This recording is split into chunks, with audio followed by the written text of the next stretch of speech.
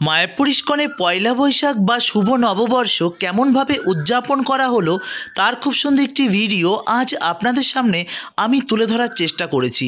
আশা করি আপনাদের ভীষণ ভালো লাগবে। হরে কৃষ্ণ প্রিয় বন্ধুরা, আশা করি আপনারা ভীষণ ভালো আছেন। আপনাদের সকলকে জানাই বাংলা নববর্ষের অনেক অনেক কৃষ্ণপ্রীতি, শুভেচ্ছা ও ভালোবাসা। আশা করি আপনারা ভীষণ ভালো আছেন। নতুন বছর আপনাদের ভীষণ ভীষণ ভালো কাটুক আর কৃষ্ণময় হয়ে উঠুক আপনাদের জীবন। প্রিয় বন্ধুরা, আপনারা অনেকেই জানতে চেয়েছেন যে শ্রীধাম মায়াপুরে কি পহেলা বৈশাখ কেমনভাবে উদযাপন করা হয়। প্রিয় বন্ধুরা, আপনারা জানেন শ্রীধাম মায়াপুর এমনই একটি স্থান যে স্থানে বছরের প্রতিটা সময় কোনো না কোনো উৎসব কিন্তু এখানে লেগেই আছে।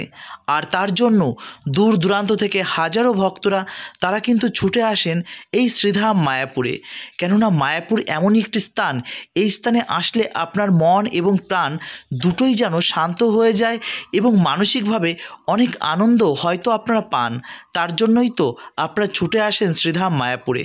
আর দেখতেই পাচ্ছেন পহেলা বৈশাখের প্রথম দিনেই শ্রীধাম মায়াপুরে কত ভক্ত এসেছেন।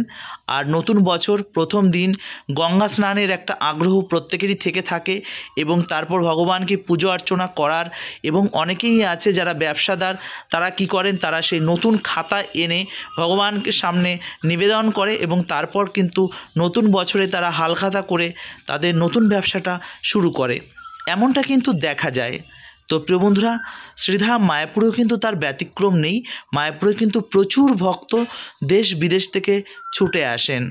প্রিয় বন্ধুরা, জানেন তো এই মায়াপুর যখন আমরা এই পয়লা বৈশাখের আনন্দে মেতে আছি, তখন আমার সনাতন ভাইরা মুর্শিদাবাদ, ধুলাগড়, কত জায়গা, হাওড়া, কলকাতার রাজপথ, নদিয়ার পাশেই রয়েছে মুর্শিদাবাদ, সেখানে আমাদের অনেক ইস্কনের ভক্ত, গৌড়ীয় বৈষ্ণব ভক্তরা তারা কিন্তু আছেন। জানেন তো তাদের কাছে নেটওয়ার্ক থাকে না, কখনো কখনো কখনো তারা ফোনে যোগাযোগ করতে পারে না। অনেকে আমার প্রিয় বন্ধুরা রয়েছে, তাদের সঙ্গে ফোনে আমার কথা হয়েছে, তারা কিন্তু ভালো নেই। জানেন তো আমরা যখন পয়লা বৈশাখের আনন্দে মেতে আছি, তারা কিন্তু নিজের দেশেই নিজেই তারা রিফিউজি, তারা নিজের বাড়িঘর ছেড়ে তারা কিন্তু আশ্রয় নিয়েছে পার্শ্ববর্তী এলাকাতে, কোনো হিন্দু অধ্যুষিত এলাকায়। ভাবুন তো, এটা কিন্তু অত্যন্ত দুঃখের।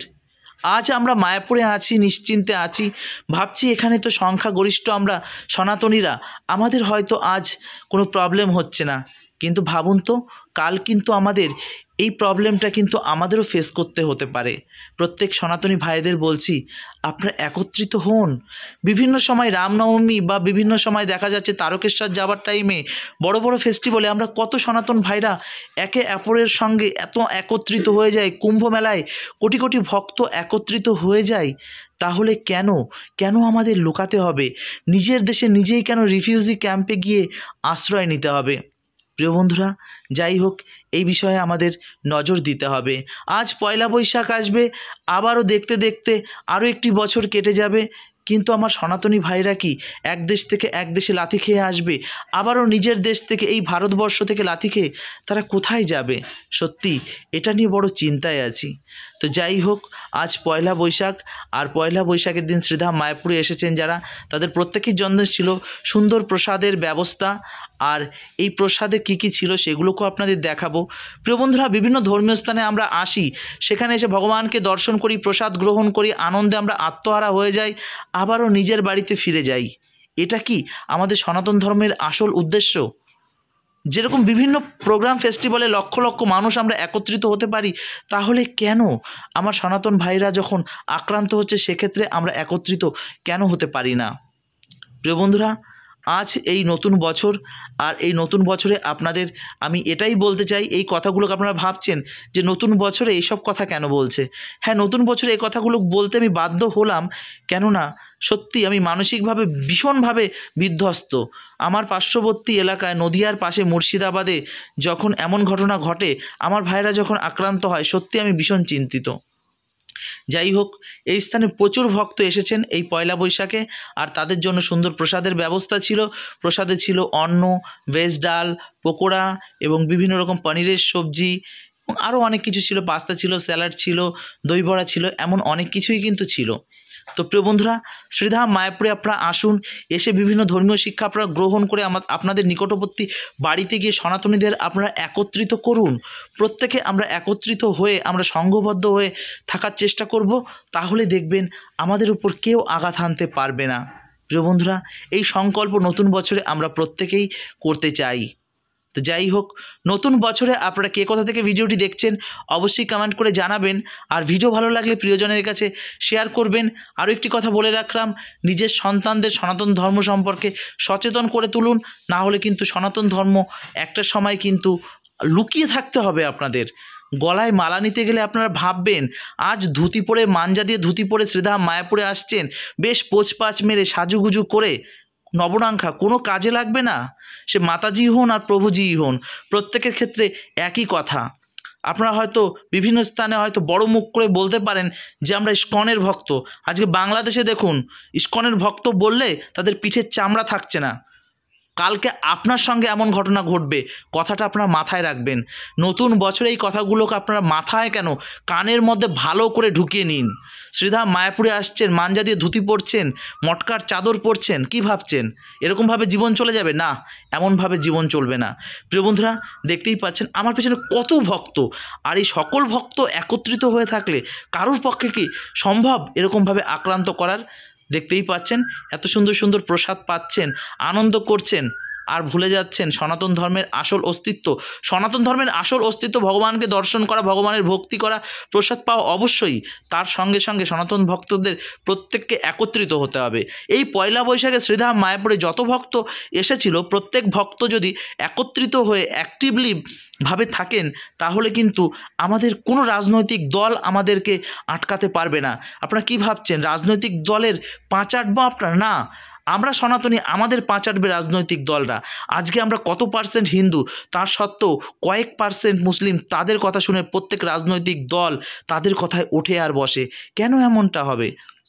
ভুলে যান কে কোন দল করুন, কে কোন রাজনীতি করুন, কে কোন কাস্ট, সমস্ত কিছু ভুলে যান। একটা কথা মনে রাখবেন, আপনি সনাতনী, আপনি সনাতনী হিন্দু। বাঙালিরা সব পারে, বাঙালিরা প্রতিনিয়ত আন্দোলনের উপর তারা কিন্তু গজরে উঠেছে। স্বাধীনতা সংগ্রাম আমাদের এই ভারতবর্ষের এই পশ্চিমবঙ্গের বুকে নেতাজি সুভাষচন্দ্রের মতন মানুষ যেখানে ছিল, তো সেখানে দাঁড়িয়ে আমরা কেন আক্রান্ত হব? বাঙালিরা আমরা সব পারি, এই জিনিসটা মাথায় রাখবেন। প্রিয় বন্ধুরা, শ্রীধাম মায়াপুরে এত ভক্ত যখন দেখি, সত্যি আমার ভীষণ অবাক লাগে। প্রত্যেক ভক্তরা কি করে, তারা আসে শ্রীধাম মায়াপুরে, পোচপাচ মেরে ঘুরে বেড়ায়, বাড়িতে যায়, বাড়িতে গিয়ে সমস্ত কিছু ভুলে যায়, কিচ্ছু মনে থাকে না। বিশ্বাস করুন, সেই ছোট্ট থেকে শ্রীধাম মায়াপুরের সঙ্গে যুক্ত, তো বিষয়টা আমি ভালো মতনই আমি দেখতে পাচ্ছি, এই বিষয়গুলো দেখতে পাই।